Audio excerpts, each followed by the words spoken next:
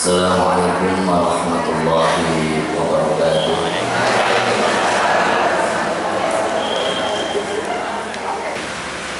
Bismillahirrahmanirrahim. Qala al-musannifu rahimahullahu ta'ala wa nafa'ana bihi bi ulumihi fi daraini amin.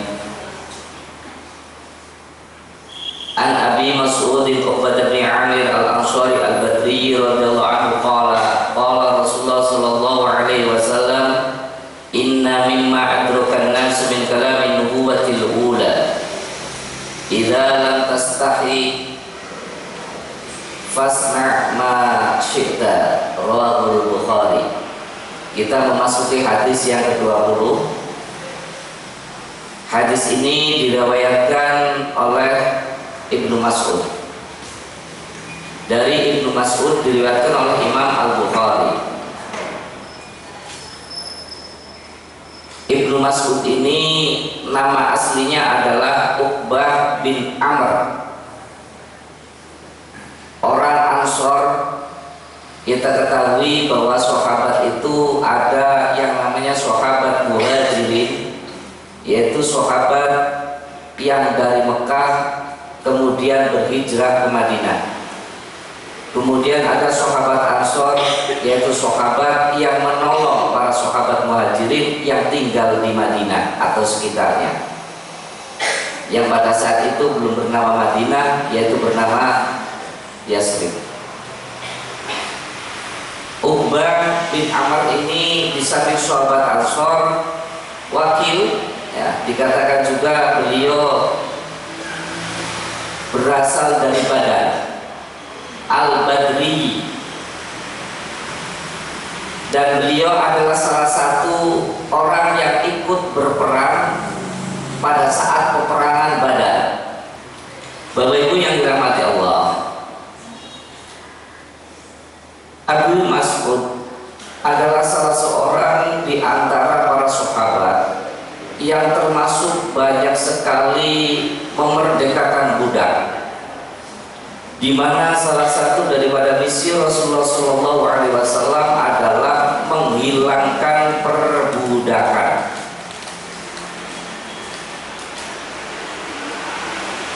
Di mana Abi Mas'ud pernah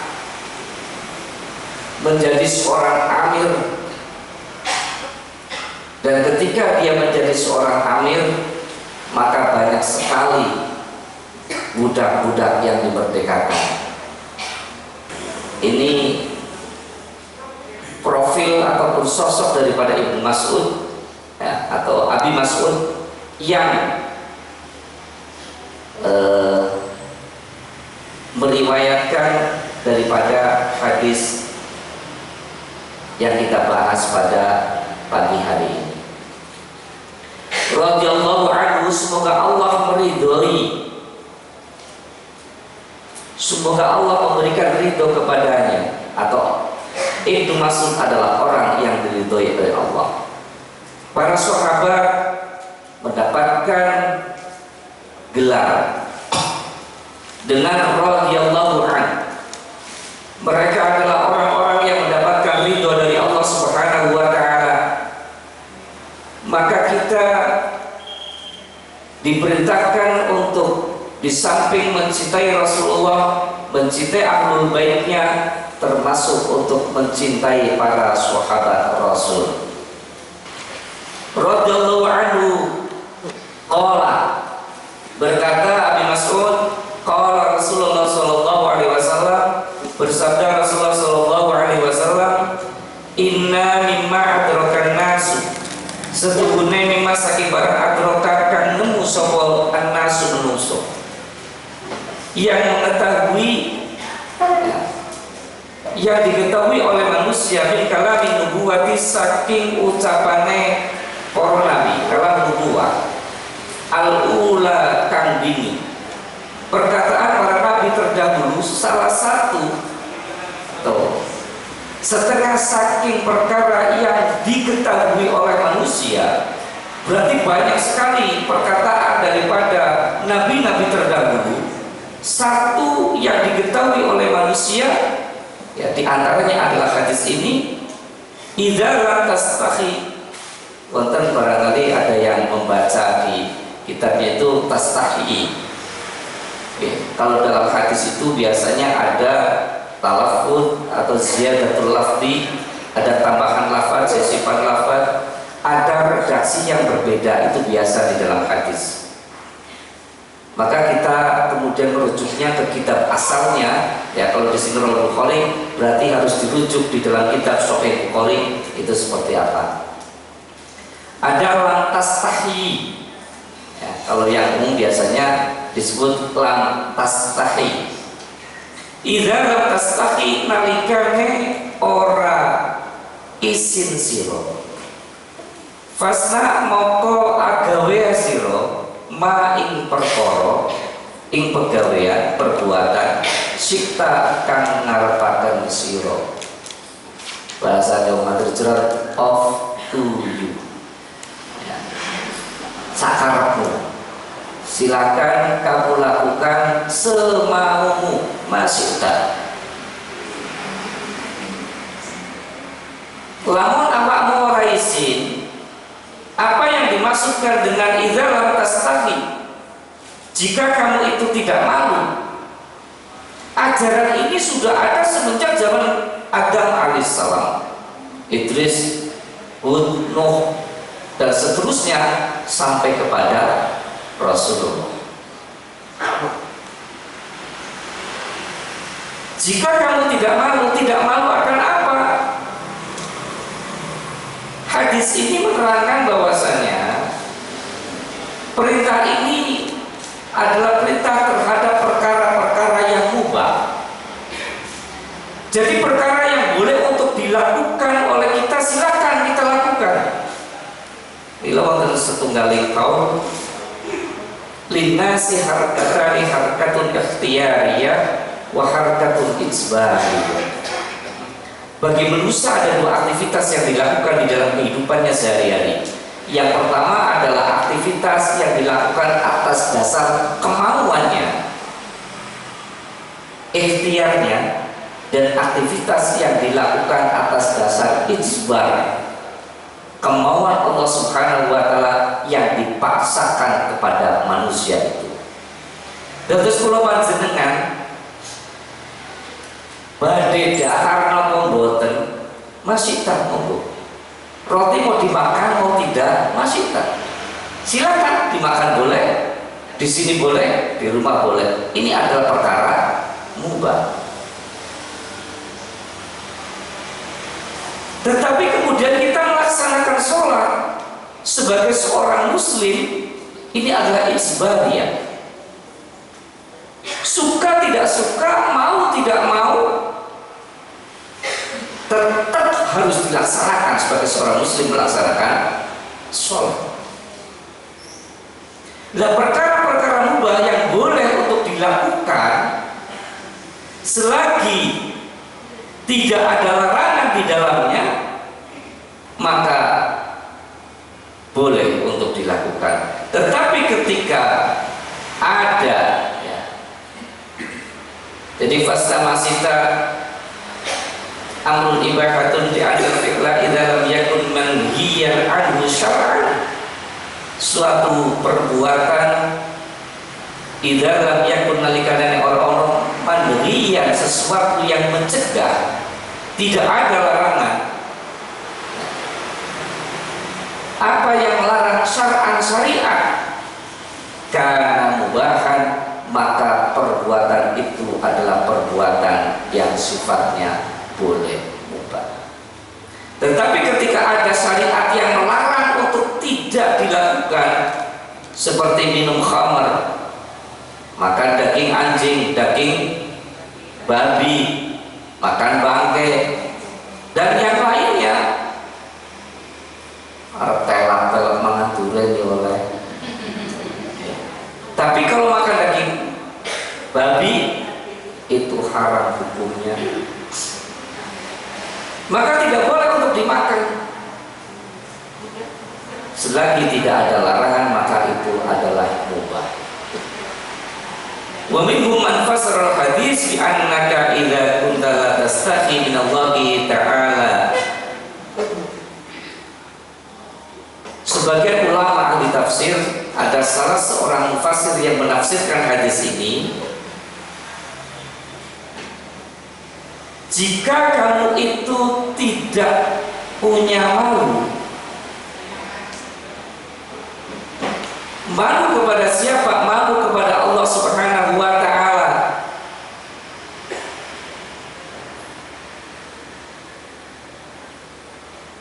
Dan kamu tidak merasa diawasi oleh Allah Subhanahu wa ta'ala, maka lakukan atau ikuti, turuti nafsumu.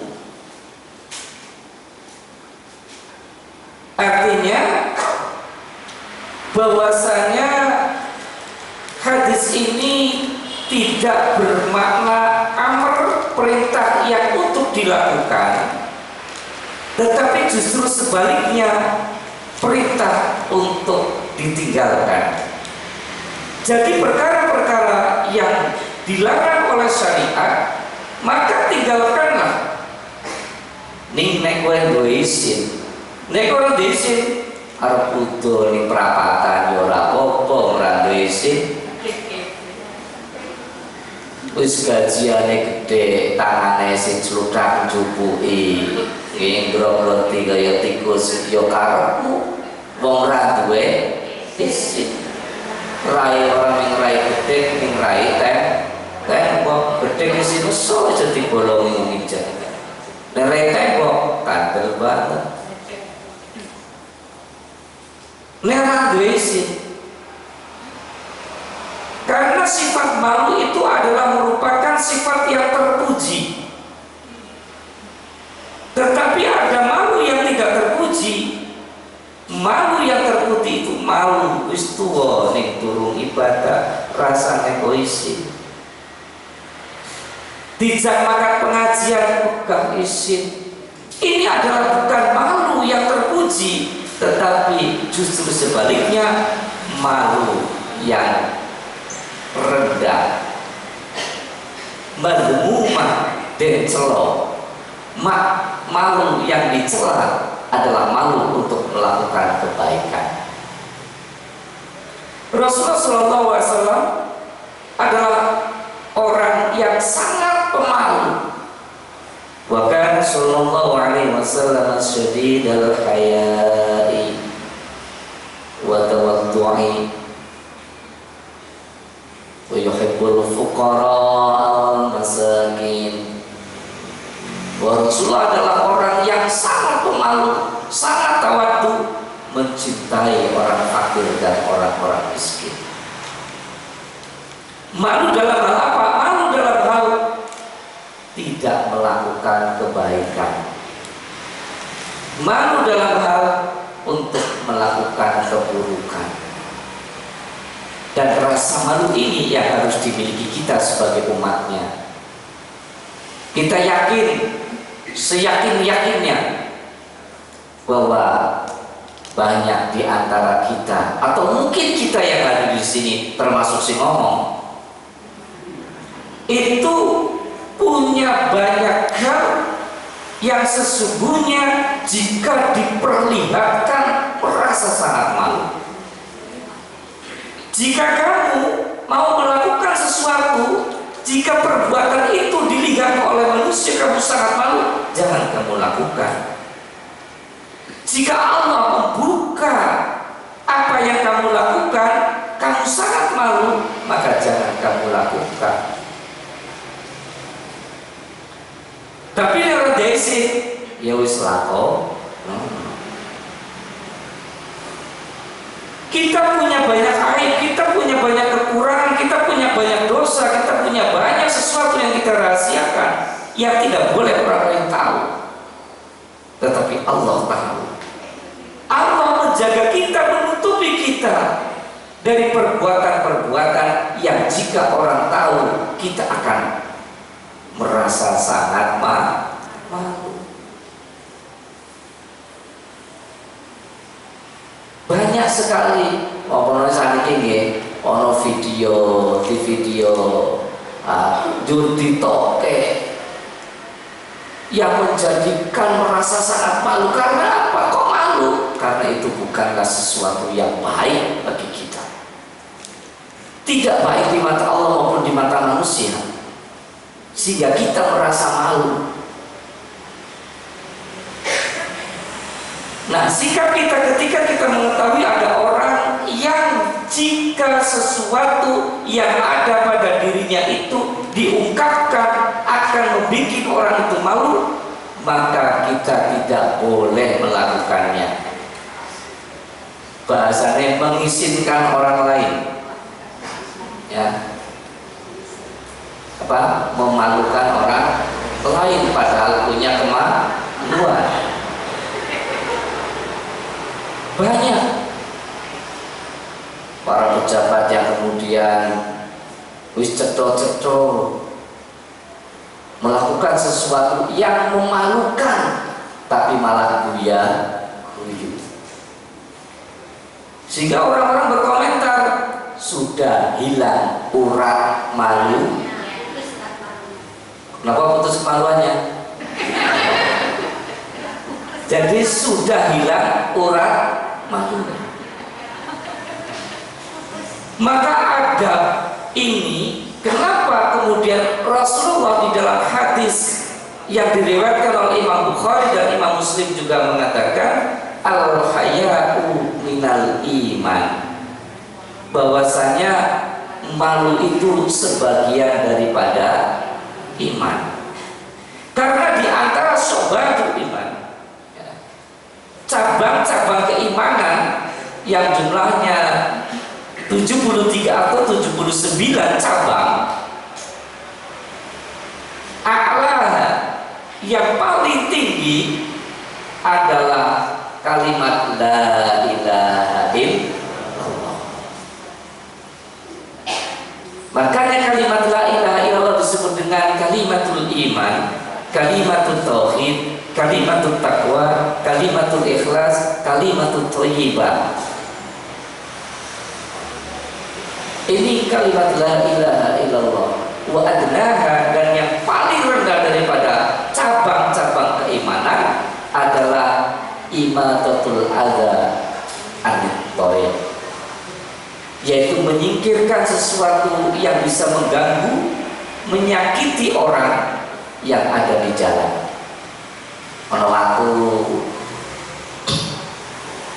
iki mesake biasanya Pak kakek nek mlaku nang market dalan, ya rada dengak make omahe wargane, mesake monggo ndak kesandung disingkirke watune. Ini adalah bentuk daripada keimanan.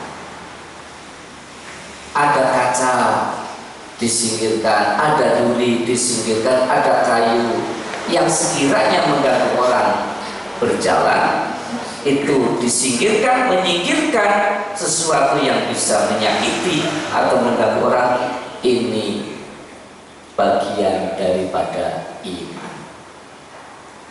Jika ada yang paling luhur, a'laha wa adna, yang paling rendah, maka berarti ada yang di tengah. Dan yang di tengah adalah al-haya, yaitu rasa malu. Kalau orang sudah hilang rasa malunya, maka akan muncul persoalan-persoalan yang bertentangan dengan keimanan. Tapi malu yang berhubungan atau berkaitan dengan perkara-perkara baik. Tapi kalau malunya yang lain, bahkan tadi seperti saya sampaikan, ada malu yang justru tercela, yaitu malu untuk mencari ilmu, malu untuk beribadah, dan malu-malu yang lain yang justru menjauhkan diri dari Allah Subhanahu wa ta'ala. Bapak Ibu yang dirahmati Allah, tentu saja kita menginginkan menjadi seorang yang beriman yaitu yang benar keimanannya.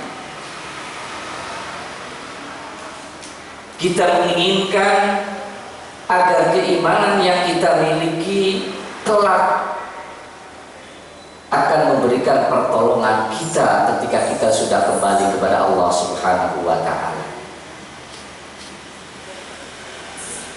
Maka salah satu daripada bentuk bahwa seseorang memiliki kekuatan iman, ketebaran iman, adalah dari amalnya. Dan bentuk ciri daripada kelemahan, ketipisan iman seseorang adalah dari amal perbuatannya. Makanya orang yang rajin sholat, apalagi sholatnya berjamaah, ini salah satu indikasi daripada kuatnya iman orang tersebut.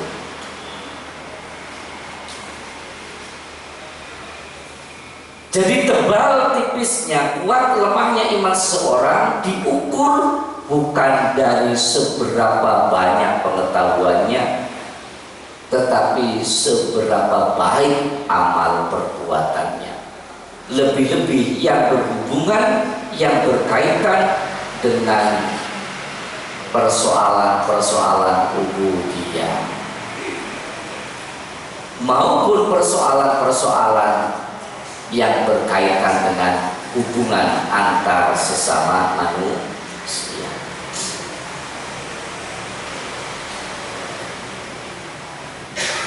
Masalah rasa malu ini kemudian menjadi sebagian daripada iman. Karena banyak sekali kehancuran daripada kehidupan di dalam masyarakat ataupun kehancuran kehidupan pribadi seseorang, itu karena telah hilangnya rasa malu. Orang yang sudah hilang rasa malunya, maka dia akan berbuat sesuka hatinya. Cah cilik kudu lewale urung katokan wis mlayu metu ana roti liwat yo ya. Itu kan anak kecil. Dia belum punya rasa malu. Tapi orang dewasa yang sudah bisa berpikir, maka dia akan merasa malu. Allah sudah memberikan kepada kita kesehatan, kemudian kita tidak memanfaatkan kesehatan kita, kita malu. Allah sudah memberikan kita harta benda yang berlimpah, tetapi kita tidak mau berbagi, kita malu. Maka ketika ada orang yang seharusnya dengan nikmat dan kebaikan yang Allah berikan kepadanya, dia disuruh untuk berbagi dengan yang lain, apakah itu berupa ilmu, berupa tenaga, berupa harta, tetapi dia tidak mau berbagi, maka dia adalah orang yang tidak punya malu. Berbeda kalau malu bertanya satu jam, maka dia akan rugi 1 jam. Mestinya kalau bertanya akan ditunjukkan jalan, tapi karena malu untuk bertanya tidak ditunjukkan jalan. Mupeng-mupeng. Saya tanya nih kalau Mbak Google, coba diplusukin kuburan, coba diplusukin sawah. Ini beda lagi kalau malu bertanya sesat di jalan. Kita disuruh jangan malu. Salah satu sifat terpuji adalah kita tidak boleh malu untuk bertanya, lebih-lebih yang berkaitan dengan masalah agama. Maka ada seorang wanita, ya sahabat Rasulullah, yang dia menanyakan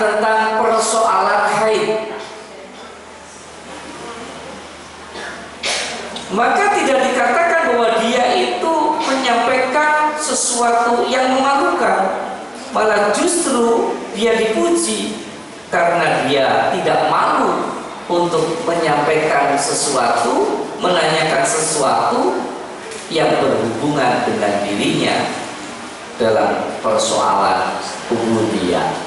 Karena haid itu kaitannya nanti tentang boleh dan tidaknya seseorang untuk melakukan ibadah. Jadi mudah-mudahan Bapak Ibu sekalian, ya, sedikit demi sedikit kita berusaha bahwasanya kita merasa terlepas manusia mengetahui atau tidak, maka Allah Subhanahu wa Ta'ala mengetahui. Ketika rasa malu yang kita miliki adalah malu kepada Allah, insya Allah kita akan bisa menjaga untuk melakukan hal-hal yang memalukan. Karena semua perbuatan yang kita lakukan kelak akan dimintai pertanggungjawabannya, akan diceritakan kepada kita semuanya. Sebagaimana firman Allah, a'udzubillahi minasyaitonirrajim, wa qul i'malu wa sayarallahu a'malakum. Terus saya beri perbaikan. Wa rasuluhu wal mu'minuna wa saturadduna ila 'alimil ghaibi wasyahada fayunabbi'ukum bima kuntum ta'malun.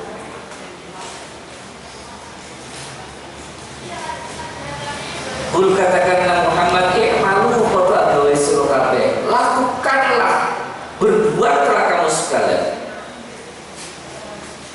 Perbuatan kamu ini wasayarallahu a'malakum, Allah Subhanahu wa Ta'ala akan menyaksikan, melihat perbuatan kamu sekalian.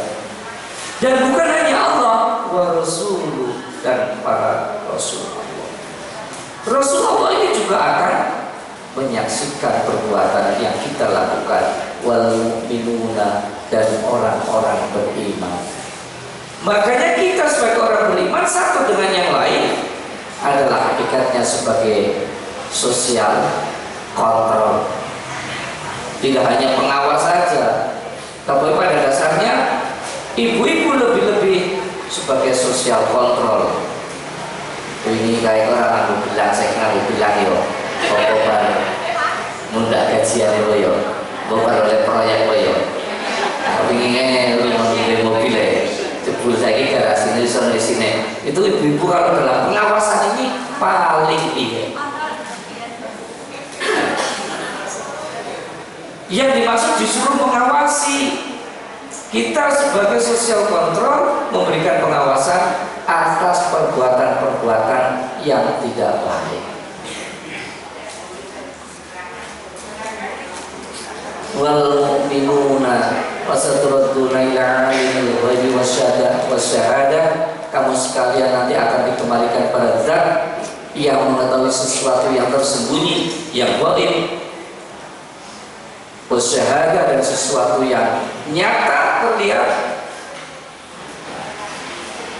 Dan Allah Subhanahu wa Ta'ala nanti akan menceritakan seluruh apa-apa yang telah kita lakukan.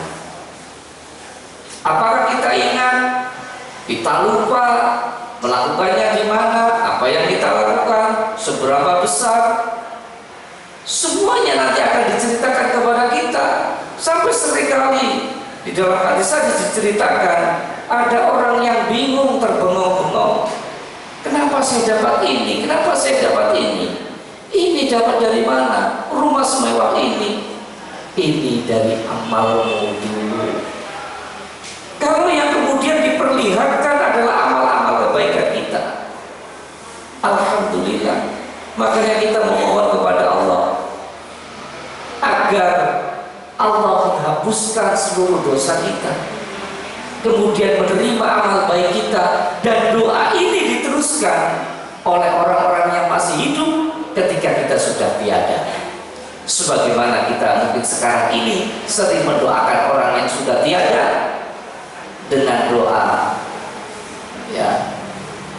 ya Allah, jika mayit ini punya amal kebaikan, maka terimalah kebaikannya. Jika punya amal keburukan, maka hapuskanlah keburukannya. Kita seringkali mendoakan kepada orang lain dan kita memohon kepada Allah untuk diri kita, dan mudah-mudahan kelak ketika kita kembali kepada Allah ada orang-orang yang mendoakan sehingga tidak diperlihatkan lagi kepada kita sesuatu yang buruk yang pernah kita lakukan di dunia ini, tetapi yang diperlihatkan adalah kebaikan-kebaikan kita. Paling boten nek wong duwe iman, wong sing wis nyekel kuncine suar. Boten sing nyekel kuncine neraka, Bu.